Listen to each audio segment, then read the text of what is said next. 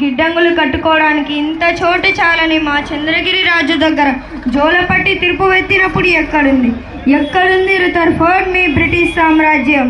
శబాష్ శబాష్ రామరాజ్ శబాష్. నీ వంటి వీరుడు ఈ బానిస దేశమును కాక మా దేశమును పుట్టి ఉంటే. రుథర్ఫోర్డ్, పొరపాటున కూడా అలా ఊహించవద్దు. ఇది నా మాతృభూమి. ఇక్కడ మట్టి పవిత్రం, గాలి పవిత్రం, నీరు పవిత్రం, నదులు కొండలు సమస్తం పవిత్రం. ఈ జన్మకే కాదు 1000 జన్మలకైనా ఈ పుణ్యభూమిలోనే పుడతాను.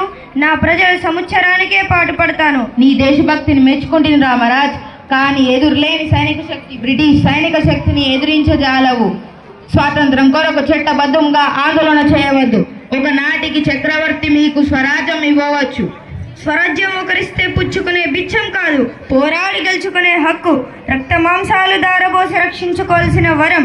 నేను కోరేది మేధావులు సంపన్నులు అనుభవించే స్వరాజ్యం కాదు, అట్టడుగున ఉన్న మనిషి కూడా స్వేచ్ఛా వాయువులు పీల్చే స్వరాజ్యం.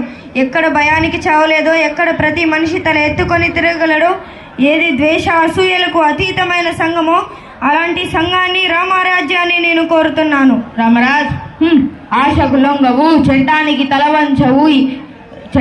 తలవంచవు. మొండితనంతో నా ఓర్పుని పరీక్ష చేయుచుంటివి.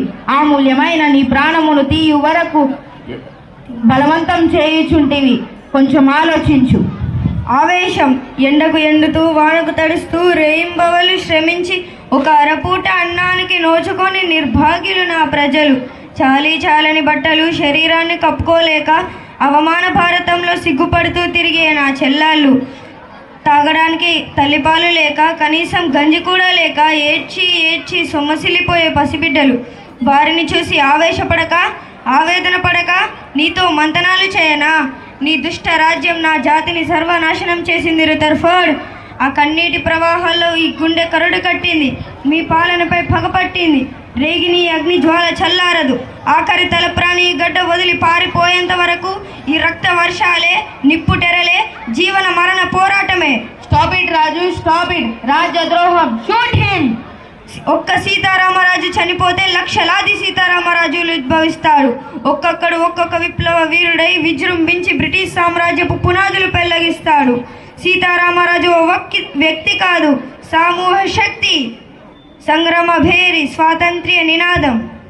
Thank you.